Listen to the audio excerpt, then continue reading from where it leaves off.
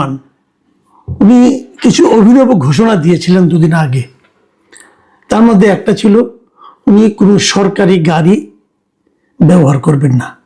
ওনার নিজের যে গাড়ি আছে উনি সেই গাড়িটা ব্যবহার করবেন এবং ওই গাড়ির ড্রাইভারের বেতন এবং ওনার যে তেলের খরচ এটা উনি নিজেই বহন করবেন। এছাড়া আরও কিছু কিছু সরকারি সুযোগ সুবিধা উনি নিজে নিতে চাননি এবং উনি এগুলো না নেওয়ার মাধ্যমে একটা এক্সাম্পল ক্রিয়েট করতে চেয়েছেন বলে আমার ধারণা। এবং এটা আসলে একটা উদাহরণ হয়তো তৈরি হতে যাচ্ছে, কারণ আমি দেখলাম যে ওনার এই ঘোষণা ঠিক দুদিনের মাথায় আমাদের যিনি কৃষিমন্ত্রী আছেন, কৃষি, মৎস্য, প্রাণী সম্পদ এবং খাদ্যমন্ত্রী, এই তিনটা মন্ত্রণালয়ের দায়িত্বপ্রাপ্ত ব্যক্তি মিস্টার আমিনুর রশিদ ইয়াসিন, তিনিও একটা ঘোষণা দিয়েছেন এবং তিনি বলেছেন যে মন্ত্রী হওয়ার পর থেকে আমি নিজের গাড়ি ও নিজের টাকায় কেনা তেল ব্যবহার করছেন, অলরেডি করছেন, এবং উনি সরকারি গাড়ি ব্যবহার করেন না এবং আগামীতেও করবেন না।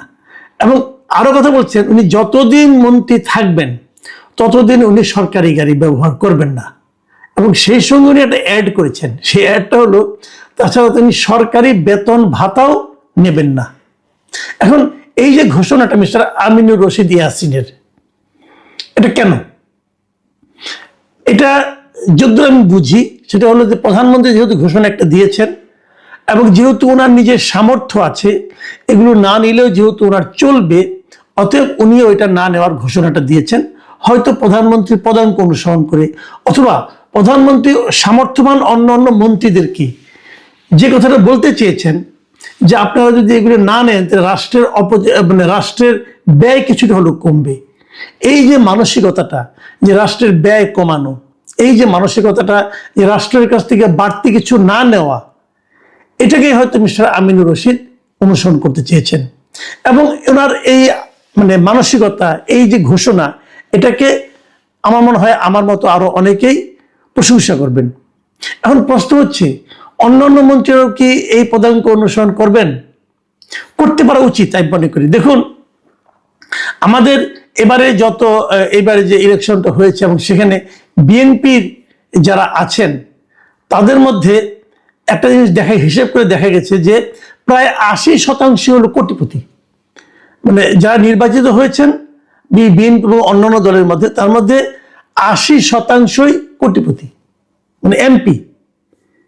তার যার কোটি টাকার মালিক, যিনি অস্থাবর সম্পত্তি বলেন, যার এত টাকা আছে, তিনি কিন্তু একটা গাড়ি নিজের তার আছে, নিজে একটা গাড়ি চালাতেন উনি।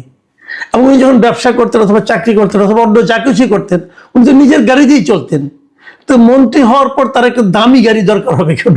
উনি তো আগের মানুষটাই রয়ে গেছেন, তাই না? উনি সরকারি গাড়ির পরিবর্তে নিজের গাড়িটি চালাতে পারেন, এতে তো কোনো সমস্যা নাই। উনি যদি নিজের গাড়ি না চালান, সরকারি গাড়ি চালাবেন, তাহলে এই গাড়িটা কি করবেন? এই গাড়িটা ওটা ফ্যামিলির লোকজন চালাবে, তাহলে আগেও তো তারা চালাতো। যাই হোক, এগুলো মিলেমিশে চালানো যায়। এবং আরেকটা জিনিস দেখা গেছে, এই যে আপনার যারা কোটিপতি আছে, মন্ত্রী যারা আছে, এই মন্ত্রীদের মধ্যে প্রায় সবাই কিন্তু কোটিপতি। একটা হিসাবে দেখা গেছে, আমি আপনাদেরকে বেশ কয়েকজন কোটিপতি আপনার মন্ত্রীর নাম বলি। যে মন্ত্রীদের মধ্যে যিনি সবচেয়ে ধনী, তিনি হচ্ছেন গৃহায়ন ও গণপূর্ত মন্ত্রী মিস্টার জাকারিয়া তাহের। ওনার সম্পত্তির পরিমাণ হলো 181,72,00,000 টাকা। এবং তার চেয়ে একটু কম ধন যার আছে, 116,91,00,000 টাকা আছে মিস্টার আব্দুল আউল মিন্টু, যিনি নাকি পরিবেশ, বন এবং জলবায়ু বিষয়ক মন্ত্রী। খলিলুর রহমান যিনি আছেন পররাষ্ট্রমন্ত্রী, তার সম্পদের পরিমাণ 56,76,00,000 টাকা। আর এই যে আমিনুর রশিদ, যিনি অলরেডি ঘোষণা দিয়েছেন যে উনি গাড়ি চালাবেন না, সরকারি গাড়ি, তার সম্পদের পরিমাণ হলো 29,24,00,000 টাকা। তো এরকম আরো অনেকে আছেন, কি বলবো আপনাকে, কোটিপতি মন্ত্রীর সংখ্যাই বেশি। তো এরা যে কেউ কিন্তু সরকারি গাড়ি না চালালেও পারেন, নিজেদের গাড়ি, নিজেরা তেল খরচটা নিজেরা দিতে পারেন, এগুলো দিতে পারেন। আর আমিনুর রশিদ সাহেব যে ঘোষণা দিয়েছেন যে উনি অন্যান্য সুযোগ সুবিধা, বেতন ভাতাও নেবেন না, এটাও ইন্টারেস্টিং। বেতন নেবেন না বলেছেন, ভাতা নেবেন কিনা আমি জানি না, সেটাও কিন্তু যে এটা আহামরি কোনো টাকা তা কিন্তু না। আমরা যদি দেখি যে মন্ত্রী প্রতিমন্ত্রী আসলে কেমন বেতন পান, কেমন কি পান, আপনাদের জানা দরকার, তো বলে দিচ্ছি এই জন্য জারি রাখার জন্য। একজন মন্ত্রীর মাসিক বেতন হচ্ছে 1,00,000 5,000 টাকা, এবং একজন প্রতিমন্ত্রীর বেতন হচ্ছে 92,000 টাকা। এটা তাদের মূল বেতন। এর বাইরে আরো কিছু তারা পান, যেমন তারা বিনা ভাড়ায় সুসজ্জিত বাসভবন পান, বিনা ভাড়ায়। এবং এই বাসভবনের বিদ্যুৎ, গ্যাস, পানি, এই সমস্ত আনুষঙ্গিক যে ইউটিলিটি কস্ট, এটাও তাদের দিতে হয় না, এটা সরকার দেয়। এখন যদি কোনো মন্ত্রী বলেন যে না আমি সরকারি বাসায় থাকবো না, আমার নিজের বাড়ি আছে, আমি নিজের বাসায় থাকবো, তাহলে উনি বাসা ভাড়া বা বাসা বাবদ উনি অতিরিক্ত 80,000 টাকা পাবেন। এবং একজন প্রতিমন্ত্রী উনি পাবেন 70,000 টাকা। এটা হলো গিয়া মূল খরচ। এবং তার বাইরে একজন মন্ত্রী তার বাড়িটার সাজসজ্জার জন্য প্রতি বছর 5 লাখ টাকা পান, আর প্রতিমন্ত্রী পান 4 লাখ টাকা। প্রতি বছর 5 লাখ টাকা মানে কত হলো? প্রতি বছর 5 লাখ টাকা মানে আমাদের টাকার প্রায় 41,000 টাকার মতো হয় আর কি, প্রতি মাসে যদি আমি ধরি। এছাড়া উনি সরকারি খরচে গাড়ি পান, এবং প্রতিদিন উনি 18 লিটার জ্বালানি তেলের দাম পান। তো এইভাবে যোগ করলে যদি ঢাকার বাইরে যান, তাহলে প্রতিদিন 2,000 টাকা করে পান, একটা ভাতা পান। সবচেয়ে যেটা বড় সুবিধা হলো উনি যদি অসুস্থ হয়ে পড়েন, তার রাষ্ট্রীয় খরচে তার পুরো চিকিৎসার খরচটা রাষ্ট্রীয় খরচ রাষ্ট্র বহন করে। আর যদি যখন অতিথি আসে, সে অতিথিদের আপ্যায়ন করার জন্য উনি প্রতি মাসে 10,000 টাকা পান একজন মন্ত্রী। আর ওটা যদি প্রতিমন্ত্রী হয়, তিনি পান 7,500 টাকা। এরকম অনেক কিছু পান। আমি হিসেব করে দেখেছি এতে যে একজন মন্ত্রী প্রতি মাসে এই বেতন, ভাতা এবং এরকম আপ্যায়ন খরচ সব মিলিয়ে ধরলে পরে উনি প্রতি মাসে মূলত 3 লাখ টাকার মতো সুযোগ সুবিধা পান। 3 লাখ টাকা। তো যার ধরেন 15 কোটি 20 কোটি টাকা আছে, যার 100-150 কোটি টাকা আছে, তার জন্য প্রতি মাসে এই 3 লাখ টাকা খুব বেশি? খুব বেশি না। উনি চাইলেই এই টাকাটা সরকারের কাছ থেকে নাও নিতে পারেন। এবং এই টাকাটা ওনাদের কাছে আমার মনে হয় না, যদি উনি দুর্নীতি পরায়ণ হন, তাহলে তো 3 লাখ টাকা প্রতিদিনই ওরা কয়েক লাখ টাকা ইনকাম হয়ে যায়। যাক, সেটা আমি ধরছি, এরা কেউ দুর্নীতিবান হচ্ছেন না, এরা সবাই খুব সৎ লোক। তো তারপরেও কিন্তু এদের যে প্রপার্টি আছে, ওনারা 3 লাখ টাকা প্রতি মাসে না নিলেও পারেন সরকারের কাছ থেকে। আবার যাদের দরকার তারা নেবেন, এটা নিয়ে কোনো আপত্তি নাই। যাদের দরকার নাই তারাও যদি নেন, তাও আপনি কোনো আপত্তি করতে পারবো না। কিন্তু ওনাদের সদিচ্ছাটা আমরা বোঝার চেষ্টা করছি।